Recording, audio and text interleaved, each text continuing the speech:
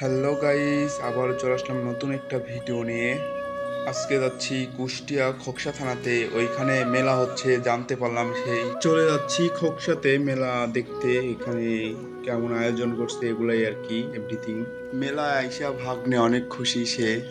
প্রচুর মানুষ মেলা উপভোগ করতে এসেছে। সামনে যেতেই দেখি সাংস্কৃতিক অনুষ্ঠান হচ্ছে। পরে আমরা অনুষ্ঠান উপভোগ করতে থাকলাম। সবাই ভিডিও শেষ পর্যন্ত দেখতে থাকেন।